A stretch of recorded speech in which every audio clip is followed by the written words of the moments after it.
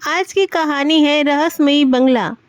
सुमिधा को पुरानी चीज़ों से बहुत प्यार था। पुराने घर, पुराने किस्से और पुरानी किताबें। जब उसे मंसूरी की पहाड़ी में एक 100 साल पुराना बंगला बहुत सस्ते दामों में मिला तो उसने बिना सोचे समझे खरीद लिया। बंगले का नाम था शांति निकेतन।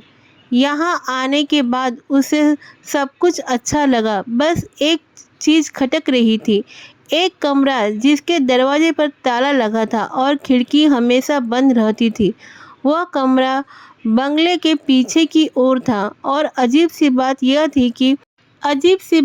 थी कि वहाँ से किसी भी वक्त हल्की रोशनी छनती रहती थी, चाहे दिन हो या रात हो। वह आस पड़ोस के लोगों से मिलती तो गांव के लोग, एक बूढ़े आदमी ने उन्हें बताया कि उस खिड़की वाले कमरे के पास मत जाना, वहाँ कुछ ऐसा है जो इंसानों के बस की बात नहीं है। सुमिधा हंसी में टाल गई। उसे लगता कि यह सब पुरानी मान्यताएं हैं, पर उस रात कुछ हुआ जिसने सब बदल दिया। रात के 2 बजे घड़ी में खटखट की आवाज़ हो रही थी। टक टक टक। सुमिधा चौंकी। वह कमरे से निकली और आवाज़ की दिशा में बढ़ी। खिड़की के पास पहुंचते ही वह शांत हो गया। उसने पहली बार खिड़की के कांच के झांक कर देखा, लेकिन अंदर अंधेरा था। लौटने लगी तभी अचानक खिड़की के शीशे पर एक हथेली का निशान उभर आया, पर बाहर से नहीं, अंदर से। अगले दिन उसने बंगले की छत की सफाई शुरू की और एक पुरानी संदूक में 1922 की एक डायरी मिली।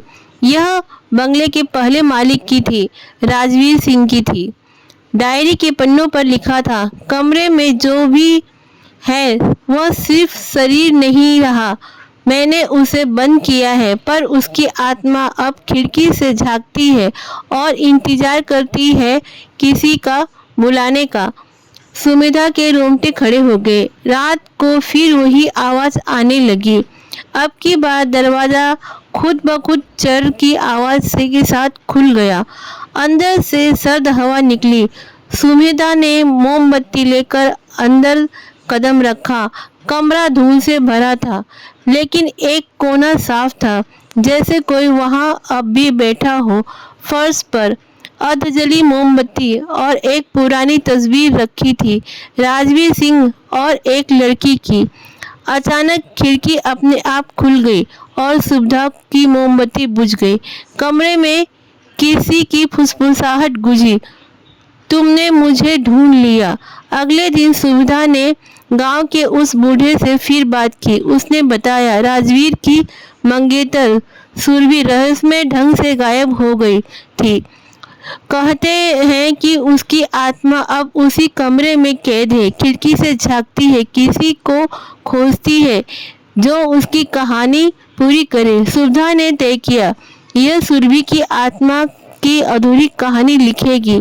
उस रात उसने खिड़की के कमरे में एक मोमबत्ती जलाई, डायरी खोली और लिखना शुरू कर दिया। तभी खिड़की से एक हल्की सी रोशनी आई। एक साया पास आकर खड़ा हो गया।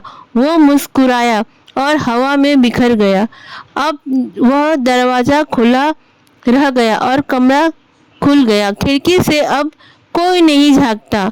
कहते हैं, जब कोई अधूरी कहानी पूरी हो जाए तो आत्मा खुद ब खुद मुक्त हो जाती है। फ्रेंड्स, आपको कैसी लगी कहानी? लाइक शेयर कीजिए, कमेंट कीजिए, चैनल को सब्सक्राइब कीजिए।